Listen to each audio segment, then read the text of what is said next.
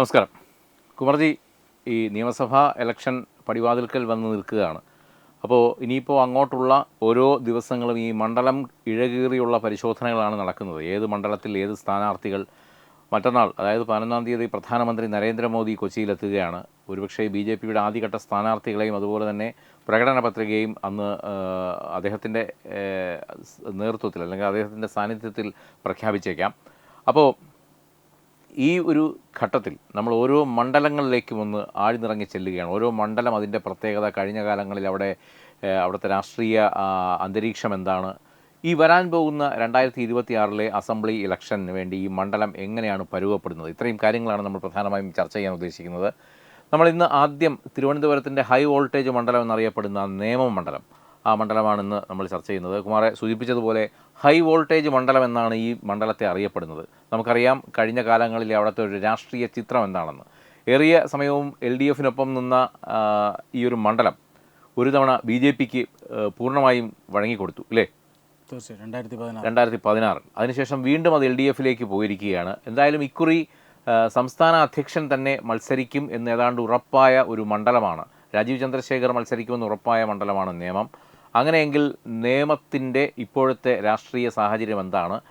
അവിടുത്തെ ഒരു രാഷ്ട്രീയ സമവാക്യങ്ങൾ എന്താണ്? ഏതൊക്കെ ഘടകങ്ങളാണ് അവിടുത്തെ വോട്ടിനെ സ്വാധീനിക്കുന്നത്? അല്ല, തീർച്ചയായും നമ്മൾ ഈ നേമം നിയോജക മണ്ഡലം ആദ്യം പരിശോധിക്കാൻ കാരണം നേരത്തെ സൂചിപ്പിച്ചതുപോലെ 2016 BJP അവിടെ ഒരു ചരിത്ര വിജയം നേടിയെന്നുള്ളത് കൊണ്ടാണ്. അക്കൗണ്ട് തുറന്ന മണ്ഡലമാണ്. അതായത് 2016 ആണ് ആദ്യമായിട്ട് BJPക്ക് ഒരു MLA കേരളത്തിലുണ്ടാകുന്നത്. അതൊരു ചരിത്ര വിജയം തന്നെയായിരുന്നു. പക്ഷേ ആ മണ്ഡലം നിലനിർത്താൻ BJPക്ക് സാധിച്ചില്ല. ആ മണ്ഡലം കൈവിട്ടു പോകുന്നു. 2021 തെരഞ്ഞെടുപ്പിൽ CPM അത് തിരിച്ചു പിടിക്കുന്നു. 2016 ഏതാണ്ട് BJPയുടെ രാജഗോപാൽ, അന്ന് മുൻ കേന്ദ്രമന്ത്രിയൊക്കെയായ രാജഗോപാൽ ഏതാണ്ട് 67,813 വോട്ടുകളാണ് ആ മണ്ഡലത്തിൽ നേടിയത്. 47% വോട്ട് നേടിയിരുന്നു. 8,000-ലധികം വോട്ടുകളുടെ ഭൂരിപക്ഷം ആ മണ്ഡലത്തിലുണ്ടായിരുന്നു. പക്ഷേ 2021 55,837 വോട്ട് നേടിയ LDF അവിടെ വിജയികളാകുന്നു. ഏതാണ്ട് 4,000-ഓളം വോട്ടുകളുടെ ഭൂരിപക്ഷം മാത്രമേ ഉള്ളൂ എന്ന ഒരു സാഹചര്യം ഉണ്ടായിരുന്നു. അതായത് ക്ലോസ് ഫൈറ്റാണ് എന്ന കാര്യത്തിൽ തർക്കമൊന്നുമില്ല. വളരെ മികച്ച ഒരു പ്രകടനം, വളരെ മികച്ച ഒരു ക്ലോസ് ഫൈറ്റ് നടക്കുന്ന ഒരു മണ്ഡലമാണ് നേമം മണ്ഡലം. അതാണ് ഏറ്റവും പ്രധാനപ്പെട്ട കാര്യം. മുന്നണികൾ പരസ്പരം, അതായത് 2016 47% വോട്ട് BJP അവിടെ നേടി.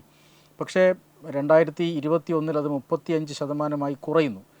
9% വോട്ട് നേടിയിരുന്ന UDF വോട്ടിംഗ് ശതമാനം 25% ഉയർത്തിയപ്പോഴാണ് ഈ ഒരു മാറ്റം വരുന്നത്. അത് LDFിനെ സംബന്ധിച്ചിടത്തോളം അത് തന്നെയാണ്.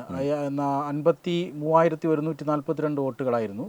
അത് 41% വോട്ടാണ്. വോട്ടിംഗ് ശതമാനം 38% അവരുടേത് മാറുന്നു എന്നുള്ളതാണ്.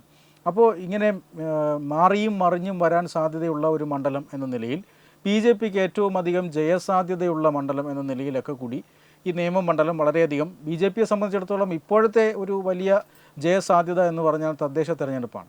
തദ്ദേശ തെരഞ്ഞെടുപ്പിൽ നേമം മണ്ഡലം നമുക്കറിയാലോ, ഏതാണ്ട് 22ഓളം വാർഡുകൾ, കോർപ്പറേഷൻ വാർഡുകൾ ചേർന്ന മണ്ഡലമാണ്.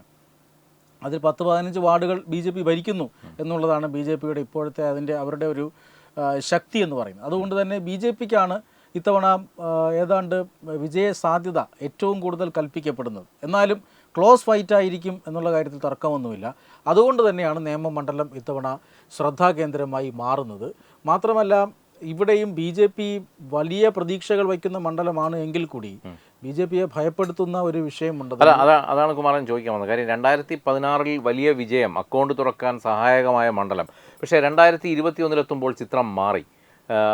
ഉറപ്പിച്ച വിജയം ഈ കപ്പിനും ചുണ്ടിനും ഇടയിൽ നഷ്ടപ്പെട്ടൊരവസ്ഥയിലായിരുന്നു അന്ന് BJP. കാര്യം ഇലക്ഷന് തൊട്ട് മുമ്പ് വരെ വലിയ ആത്മവിശ്വാസമായിരുന്നു. പക്ഷേ ഇലക്ഷൻ കഴിഞ്ഞ് ഉള്ള വിലയിരുത്തലിൽ തന്നെ മനസ്സിലായി BJPക്ക് വലിയ രീതിയിലുള്ള വോട്ട് ചോർച്ച അവിടെ ഉണ്ടായിട്ടുണ്ട് എന്നുള്ള രീതിയിൽ. അതിൻ്റെ ഫലം നമ്മൾ റിസൾട്ട് പറയുമ്പോൾ കാണുകയും ചെയ്തിരുന്നു. പക്ഷേ അത് നൽകുന്ന ഒരു പാഠം ഉൾക്കൊണ്ടുകൊണ്ടാവണം തീർച്ചയായിട്ടും ഇപ്രാവശ്യം BJP അവിടെ അംഗത്തിലേക്ക് ഇറങ്ങുക. എങ്കിലും ഈ പറഞ്ഞതുപോലെ ഇപ്പോഴും BJPയെ ഭയപ്പെടുത്തുന്ന അല്ലെങ്കിൽ BJP മുന്നിൽ കാണുന്ന ഏറ്റവും വലിയ വെല്ലുവിളി എന്താണ്? തീർച്ചയായും ന്യൂനപക്ഷ കൺസോൾട്ടേഷനാണ്. അതോടൊപ്പം തന്നെ ഈ BJPയുടെ ഒരു സ്ട്രോങ് വോട്ട് ബേസായ ഹിന്ദു വോട്ട് ബേസിലുണ്ടാകുന്ന വിള്ളലുകൾ, ഇത് രണ്ടും ഇല്ലാതിരിക്കുക, അല്ലെങ്കിൽ ആ വിള്ളലുകൾ ഇല്ലാതിരിക്കുക, വലിയ രീതിയിൽ BJPക്ക് അനുകൂലമായ ഒരു കൺസോൾട്ടേഷൻ അവിടെ വരണം. അതോടൊപ്പം തന്നെ ന്യൂനപക്ഷ കൺസോൾട്ടേഷൻ അതുണ്ടായാലും അതിനെ മറികടക്കുന്ന രീതിയിൽ ആണ്.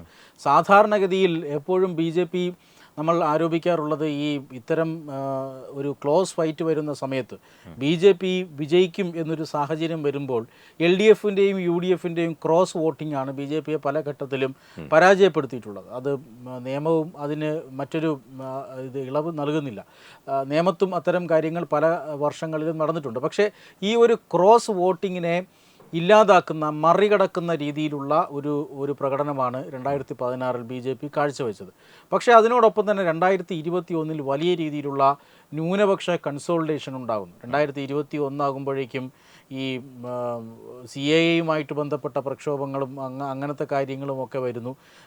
ന്യൂനപക്ഷ വിഭാഗങ്ങളിലെ പോപ്പുലർ ഫ്രണ്ടിനെ പോലെയുള്ള SDPIയെ പോലെയുള്ള ശക്തികൾ അവിടെ അവർക്ക് ചെറിയ ഒരു പോക്കറ്റാണത്. അതുകൊണ്ട് തന്നെ അവർ ഈ LDFന് അനുകൂലമായി കൺസോളിഡേറ്റ് ചെയ്യുകയും അത് അവിടെ വലിയൊരു പ്രയോജനമായി മാറുകയും ചെയ്തു. SDPIയുടെ അടക്കമുള്ള പിന്തുണയോടുകൂടിയാണ് LDFന് അവിടെ വിജയിക്കാൻ സാധിച്ചിട്ടുള്ളത്.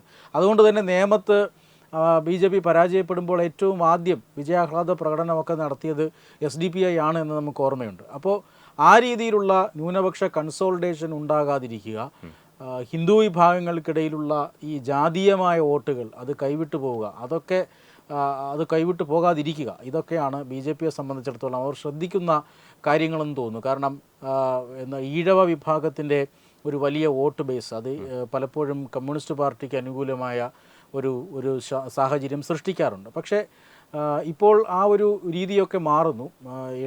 മറ്റ് OBC വിഭാഗത്തിൽപ്പെടുന്നവരും പിന്നോക്ക വിഭാഗത്തിൽപ്പെടുന്നവരും എല്ലാം തന്നെ BJPയുടെ വികസന രാഷ്ട്രീയത്തിനോടൊപ്പം വരുന്ന ഒരു സാഹചര്യമുണ്ട്. അതോടൊപ്പം തന്നെ അവിടെ ആ മണ്ഡലത്തിലുള്ള നാടാർ വോട്ടുകൾ, അതോടൊപ്പം ക്രിസ്ത്യൻ വോട്ടുകൾ, ഇവരുടെയൊക്കെ സ്വാധീനം, ഇപ്പോൾ ഒരു വലിയ വിഭാഗം ക്രിസ്ത്യൻ വിഭാഗം BJPയെ പിന്തുണയ്ക്കുന്ന കാഴ്ച അത് നമ്മൾ കാണുന്നുണ്ട്. അത് നിയമമണ്ഡലത്തിലും ഉണ്ടാകും എന്ന് പ്രതീക്ഷിക്കുന്നു. അതോടൊപ്പം തന്നെ കാമരാജ് കോൺഗ്രസിനെ പോലെയുള്ള പാർട്ടികളുടെ സാന്നിധ്യം, അത് അവർ ഈ NDAയിലുള്ള സാന്നിധ്യം അത് വളരെയധികം നിയമത്ത് വളരെയധികം ക്രൂഷ്യലാണ് എന്ന് വേണം കണക്കുകൾ കാണിക്കുന്നത്. അപ്പോൾ അവരടക്കം വളരെ ശക്തമായി തന്നെ മുന്നണിയുടെ ഭാഗത്തുണ്ട്. അതോടൊപ്പം തന്നെ ശക്തമായ ഭരണവിരുദ്ധ വികാരം അത് ഇത്തവണ BJPക്ക് ഗുണം ചെയ്തേക്കാം. കാരണം ഭരണവിരുദ്ധ വികാരം എപ്പോഴും തൊട്ടടുത്ത് നിൽക്കുന്ന രാഷ്ട്രീയ പാർട്ടിക്കായിരിക്കും വിജയം സമ്മാനിക്കുക. കേരളമെമ്പാടും ഭരണവിരുദ്ധ വികാരം ഉണ്ടായാൽ അത് UDFന് ഗുണം ചെയ്യുമെങ്കിൽ നിയമമണ്ഡലത്തിൽ ഭരണവിരുദ്ധ വികാരം ഉണ്ടാകുമ്പോൾ അത് UDFിലേക്ക് പോകില്ല, അതിൻ്റെ ഭൂരിഭാഗവും വരുന്നത് BJPയിലേക്കായിരിക്കും. അതുകൊണ്ട് തന്നെ BJP ഏറ്റവും അധികം പ്രതീക്ഷ വയ്ക്കുന്ന മണ്ഡലങ്ങൾ, ഇപ്പോൾ തദ്ദേശ തെരഞ്ഞെടുപ്പ് കഴിഞ്ഞപ്പോൾ 30-35 മണ്ഡലങ്ങളിൽ BJPക്ക് ജയസാധ്യതയുണ്ട് എന്ന് കണക്കുകൾ സൂചിപ്പിക്കുന്നുണ്ട്. അതിൽ തന്നെ തിരുവനന്തപുരത്ത് 1ാം സ്ഥാനത്തുള്ള 2 മണ്ഡലങ്ങളിൽ ഒന്നാണ് നിയമനിയോജക മണ്ഡലം. മാത്രമല്ല സംസ്ഥാന പ്രസിഡന്റ്, ഇപ്പോൾ സ്ഥാനാർത്ഥിയും പ്രചരണവും എല്ലാം ഈ വിജയ പരാജയങ്ങളെ സ്വാധീനിക്കുന്നതാണല്ലോ. സംസ്ഥാന പ്രസിഡന്റ് രാജീവ് ചന്ദ്രശേഖർ തന്നെ നേമത്ത് നിന്ന് മത്സരിക്കും എന്ന് ഏതാണ്ട് ഉറപ്പായി കഴിഞ്ഞിരിക്കുന്നു. അദ്ദേഹം അതുമായി ബന്ധപ്പെട്ട പ്രചരണ പ്രവർത്തനങ്ങളെല്ലാം ആരംഭിച്ചു. നേരത്തെ തന്നെ നേമത്ത് BJP പ്രവർത്തനങ്ങൾക്ക് ഇറങ്ങിയിട്ടുണ്ട്. LDFനെ സംബന്ധിച്ചിടത്തോളം ആണെങ്കിൽ ശിവൻകുട്ടി മാറി നിൽക്കണമോ അതോ മത്സരിക്കണമോ എന്നൊരു ആശങ്ക ഇപ്പോൾ വന്നിട്ടുണ്ടെങ്കിലും കഴിഞ്ഞ കുറേ നാളുകളായി അതിലൊരു ആശങ്കയുണ്ടായിരുന്നു.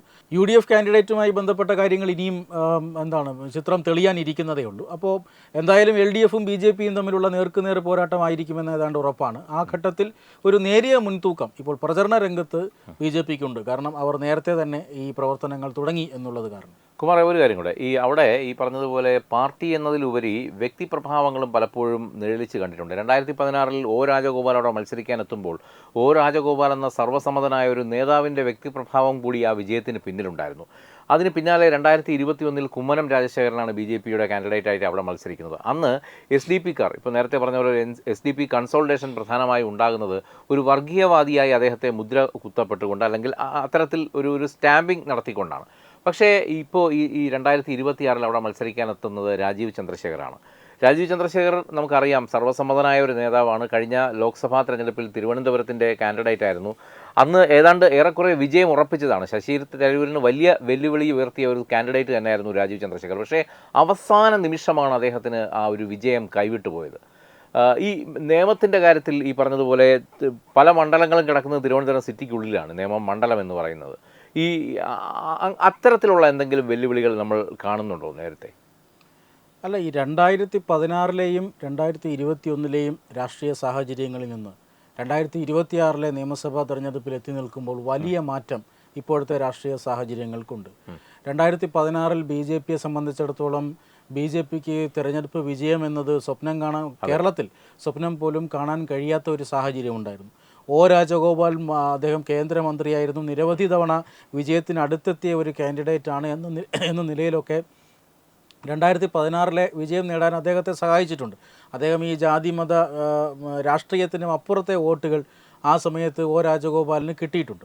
2021-ലെ തിരഞ്ഞെടുപ്പും ഏതാണ്ട് അങ്ങനെ തന്നെ വിലയിരുത്തേണ്ടി വരും. പക്ഷേ പരമാവധി വോട്ടുകൾ നേടാൻ അന്ന് കുമ്മനം രാജശേഖരന് കഴിഞ്ഞിട്ടുണ്ട്. പക്ഷേ 2026-ലെ തിരഞ്ഞെടുപ്പ് ഫലം അല്ലെങ്കിൽ രാഷ്ട്രീയ സാഹചര്യം അങ്ങനെയല്ല.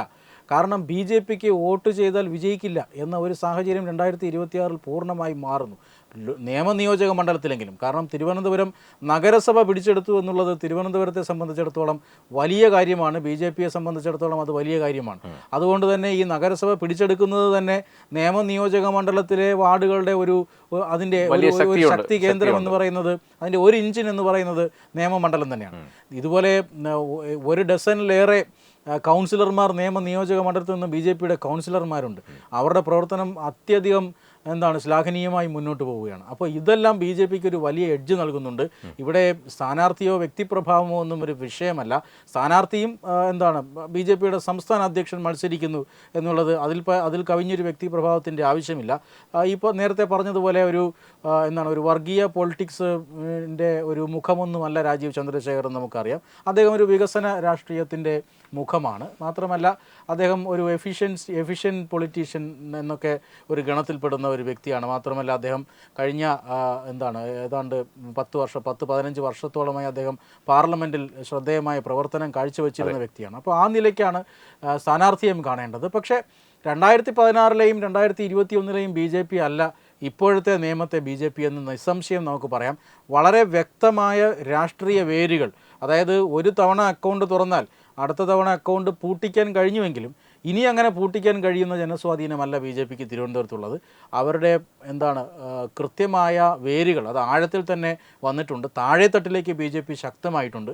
നമുക്കറിയാം, ഈ ആറ്റുകാൽ പൊങ്കാലയോടനുബന്ധിച്ച് കുടിവെള്ളം മുട്ടിക്കാനായിട്ട് ചില ശ്രമങ്ങൾ നടത്തി സർക്കാർ എന്ന ആരോപണമുണ്ട്. അങ്ങനെ ആരോപണം ശരിയാണെങ്കിലും ഇല്ലെങ്കിലും പക്ഷേ ആ ഒരു നീക്കത്തെ ചെറുത്ത് തോൽപ്പിക്കാൻ BJPക്ക് കഴിഞ്ഞു. താഴെയുള്ള BJPയോട് സഹകരിക്കുന്ന സംഘടനകളുടെയും റെസിഡൻഷ്യൽ അസോസിയേഷനുകളുടെയും ബഹുജനങ്ങളുടെയും ഒക്കെ സഹകരണത്തോടു കൂടിയാണ് അവർ നടപ്പിലാക്കിയിരിക്കുന്നത്. വളരെ ചെറിയ സമയം കൊണ്ട് തന്നെ. ഇപ്പോൾ ഡോക്ടർമാർ പണിമുടക്കുമെന്ന് പറയുമ്പോൾ ആ ഡോക്ടർമാർ പണിമുടക്കുകയാണെങ്കിൽ പകരം സംവിധാനം നമുക്കുണ്ട് എന്ന് പറയാൻ കഴിയുന്ന ഒരു പാർട്ടിയാണ് BJP. അതുകൊണ്ട് അക്കാര്യത്തിലൊന്നും വലിയ വ്യത്യാസം ഇപ്പോഴുണ്ട്. അതുകൊണ്ട് തന്നെ BJPയെ 2016-ലെ BJPയുമായും 2021-ലെ BJPയുമായും താരതമ്യം ചെയ്യാൻ ഇപ്പോൾ കഴിയില്ല. എന്തായാലും ഈ പറഞ്ഞതുപോലെ ഹൈ വോൾട്ടേജ് മണ്ഡലം എന്നാണ് നിയമത്തിൻ്റെ വിളിപ്പേര്. അത് അന്വർത്ഥമാക്കുന്ന രീതിയിൽ തന്നെയായിരിക്കും അവിടെ മത്സരം എന്നുള്ള കാര്യത്തിൽ യാതൊരു പ്രതീക്ഷ നിലനിർത്തിക്കൊണ്ട് തന്നെയായിരിക്കും മത്സരം. അതിന് യാതൊരു സംശയവും വേണ്ട. എന്തായാലും ഈ പറഞ്ഞ വരുന്ന നിയമസഭാ ഇലക്ഷനിൽ കേരളം ഉറ്റുനോക്കുന്ന ഒരു പ്രധാനപ്പെട്ട മണ്ഡലം അല്ലേ, ഒരു സവിശേഷതയാർന്ന മണ്ഡലം തന്നെയായിരിക്കും നേമം. വിജയപരാജയങ്ങൾ എന്താണെന്നുള്ളത് നമുക്ക് കാത്തിരുന്ന് കാണേണ്ടി വരും. പക്ഷേ നേമം മണ്ഡലം ഇതിലൊരു സജീവ ചർച്ചയ്ക്ക് വിഷയമാകുന്ന ഒരു മണ്ഡലം തന്നെയായിരിക്കും. നമസ്കാരം. Brought you by Kerala AIDS control society. HIV/AIDS സംബന്ധമായ സംശയങ്ങൾക്ക് 1097 എന്ന 24 മണിക്കൂറും പ്രവർത്തിക്കുന്ന ടോൾ ഫ്രീ നമ്പറിലേക്ക് വിളിക്കുക. വാട്സാപ്പിലും ഫേസ്ബുക്കിലും ഒക്കെ സ്റ്റാറ്റസ് അപ്ഡേറ്റ് ചെയ്യാറുണ്ടല്ലോ, HIV സ്റ്റാറ്റസോ. HIV പിടിപെടാനുള്ള സാഹചര്യങ്ങളിൽ കൂടി അറിഞ്ഞോ അറിയാതെയോ കടന്നു പോയിട്ടുണ്ടാവാം. എന്ത് തന്നെയായാലും മുൻകൂട്ടി പരിശോധിച്ച് HIV സ്റ്റാറ്റസ് അറിയൂ. സൗജന്യ HIV പരിശോധനയും കൗൺസിലിങ്ങും ആരോഗ്യ കേന്ദ്രങ്ങളിൽ പ്രവർത്തിക്കുന്ന ICTC അഥവാ ജ്യോതിസ് കേന്ദ്രങ്ങളെ സമീപിക്കുക. നിങ്ങളുടെ സ്റ്റാറ്റസ് എന്തായാലും വിവരങ്ങൾ രഹസ്യമായി സൂക്ഷിക്കുന്നതായിരിക്കും.